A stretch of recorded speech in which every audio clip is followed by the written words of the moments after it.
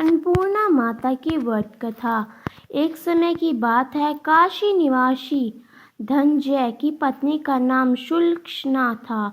उसने अन्य सब सुख प्राप्त थे, केवल निधनता ही उसके दुख का एकमात्र कारण थी।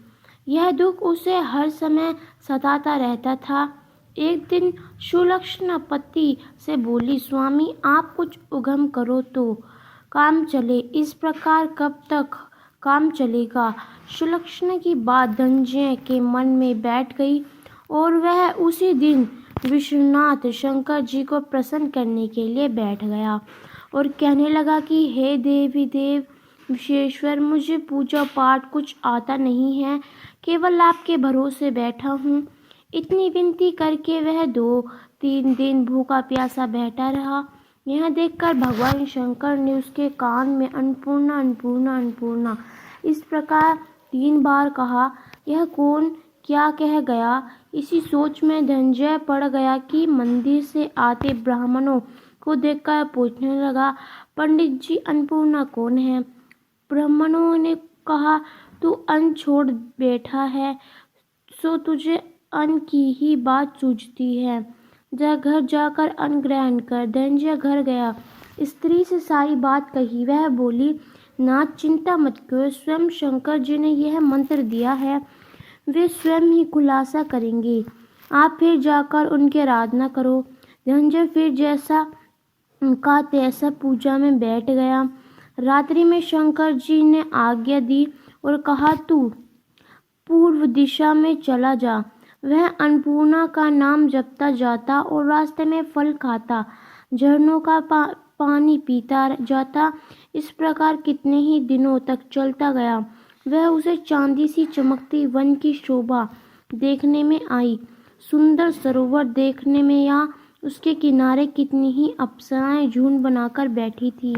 एक कथा सुनती और सब मिलकर माँ अन्नपूर्णा इस प्रकार बार बार कहती थी। यह अगन मार्गशीर्ष मास की उजेली रात्रि थी और आज से ही व्रत का आरंभ था। जिस शब्द की खोज करने वह निकला, वह उसे वहां सुनने को मिला। धनंजय ने उनके पास जाकर पूछा, हे देवियों, आप यह क्या करती हो। उन सब ने कहा, हम सब माँ अन्नपूर्णा का व्रत करती हैं। धनंजय ने पूछा, व्रत पूजा करने से क्या होता है, यह किसी ने किया भी है, इसे कब किया जाए, कैसा व्रत है, मैं और कैसी विधि है, मुझसे भी विस्तार से बताओ। वे कहने लगी, इस व्रत को सब कोई कर सकते हैं। 21 दिन तक के लिए 21 गांठ का सूत लेना चाहिए। 21 दिन यदि ना बने तो एक दिन उपवास करे, यह भी ना बने तो केवल कथा सुनकर प्रसाद ले।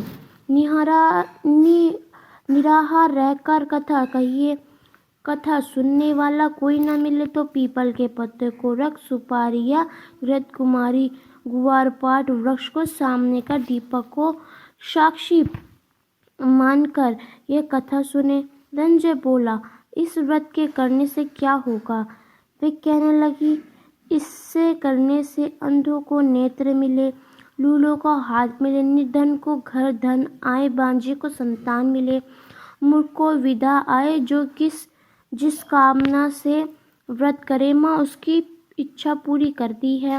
वह कहने लगा, बहनियों, मेरे पास भी धन नहीं है, विद्या नहीं है, कुछ भी तो नहीं है, मैं तो दुखी ब्राह्मण हूँ, मुझे इस व्रत का सूत दोगी।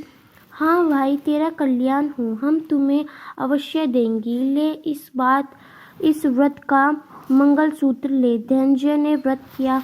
व्रत पूरा हुआ, तभी सरोवर में से 21 खंड की सुवर्ण सीढ़ी हीरा मोती जड़ी हुई प्रकट हुई।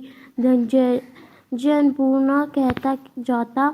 इस प्रकार कितनी ही सीढ़ियां उतर गया तो क्या देखता कि करोड़ों सूर्य से प्रकाशमान अन्नपूर्णा का मंदिर है। उसके सामने सुवर्ण सिंहासन पर माता अन्नपूर्णा विराजमान है। सामने भिक्षा हेतु शंकर भगवान खड़े हैं। देवांगनाएं चवर डुलाती कितनी ही हथियार बांधे प्रहार देती है। धनंजय दौड़कर जगदम्बा के चरणों में गिर गया। देवी उसके मन का कलेश जान गई। धनंजय कहने लगा, माता, आप तो अत्यंत मीनी हो, आपको अपनी दशा क्या बताऊं। माता बोली, मेरा व्रत किया है, जब संसार तेरा सत्कार करेगा। माता ने धनंजय की जिह्वा पर बीज मंत्र लिख दिया। अब तो उसके रोम रोम में विद्या प्रकट हो गई। इतने में क्या देखता है कि वह काशी विश्वनाथ के मंदिर में खड़ा है। माँ का वरदान ले धनंजय घर आया। सुलक्षणा से सब बात कही। माता जी की कृपा से उसके घर में संपत्ति उमड़ने लगी। छोटा सा घर बहुत बड़ा गिना जाने लगा। जैसे शहद के छत्ते में मक्खियाँ जमा होती हैं, उसी प्रकार अनेक सगे संबंधी आकर उसकी बड़ाई करने लगे। कहने लगे, इतना धन और इतना बड़ा घर, सुंदर संतान नहीं तो इस कमाई का कौन भोग करेगा। सुलक्षणा से संतान नहीं है, इसलिए तुम दूसरा विवाह करो। अनिच्छा हो तो हुए भी धनंजय को दूसरा विवाह करना पड़ा और सती सुलक्षणा को शोक का दुख उठाना पड़ा। इस प्रकार दिन बीतते गए। फिर अगहन मास आया। नए बंधन से बंधे पति से सुलक्षणा ने कहा कि हम व्रत के प्रभाव से सुखी हुए हैं, इस कारण यह व्रत छोड़ना नहीं चाहिए। यह माता जी का प्रताप है जो हम इतनी संपन्न और सुखी हैं। सुलक्षणा की बात सुन धनंजय उससे यहाँ आया और व्रत में बैठा। नई बहू को इस व्रत की खबर नहीं थी। वह धनंजय के आने की राह देख रही थी। दिन बीतते गए और व्रत पूर्ण होने में भी 3 दिवस बाकी थे कि नई बहू को खबर पड़ी। उसके मन में ईर्ष्या की ज्वाला दहकने लगी थी। सुलक्षणा के घर आ पहुंची और उसने वह भगदड़ मचा दी। वह धनंजय को अपने साथ ले गई। नए घर में धनंजय को थोड़ी देर के लिए निंदा ने आ दबाया। इसी समय नई बहू ने उसका व्रत का सूत तोड़कर आग में फेंक दिया। अब तो माता जी का कोप जाग गया। घर में अकस्मात आग लग गई। सब कुछ जलकर खाक हो गया। सुलक्षणा जान गई कि पति को फिर अपने घर ले गई। नई बहू रूठ कर पिता के घर जा बैठी। पति को परमेश्वर मानने वाली सुलक्षणा बोली, नाथ घबराना नहीं, माता जी की कृपा अलौकिक है। पुत्र को पुत्र हो जाता है पर माता को माता नहीं होती। अब आप श्रद्धा और भक्ति से आराधना शुरू करो, वे जरूर हमारा कल्याण करेंगी। धनंजय फिर माता के पीछे पड़ गया। फिर वही सरोवर सीढ़ी प्रकट हुई। उसमें मन पूर्णा कहकर वह उतर गया। वहां जा माता जी के चरणों में रुदन करने लगा। माता प्रसन्न हो बोली, यह मेरी स्वर्ण की मूर्ति ले, उसकी पूजा करना, फिर तू सुखी हो जाएगा। जब तुझे मेरा आशीर्वाद है। तेज स्त्री सुलक्षणा ने श्रद्धा से मेरा व्रत किया है, उसे मैंने पुत्र दिया है। धनंजय ने आंखें खोली तो खुद को काशी विश्वनाथ के मंदिर में खड़ा पाया।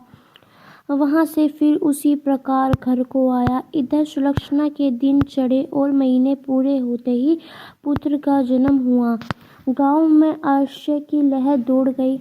इस प्रकार उसी गांव की निसंतान से पुत्र होने पर उसने माता अन्नपूर्णा का मंदिर बनवा दिया। उसमें माता जी धूमधाम से पधारी, यज्ञ किया और धनंजय को मंदिर के आश्रय का पाठ दे दिया। जीविका के लिए मंदिर की दक्षिणा और रहने के लिए बड़ा सुंदर सा भवन दिया। धनंजय स्त्री पूज सहित वहां रहने लगा। माता जी के चढ़ावे में भरपूर आमदनी होने लगी। उधर नई बहू के पिता के घर डाका पड़ा, सब कुछ लूट गया। वे भीख मांगकर पेट भरने लगने। सुलक्षणा ने यह सुना तो उन्हें बुला भेजा, अलग घर में रख लिया और उनके अन्न वस्त्र का प्रबंध कर दिया।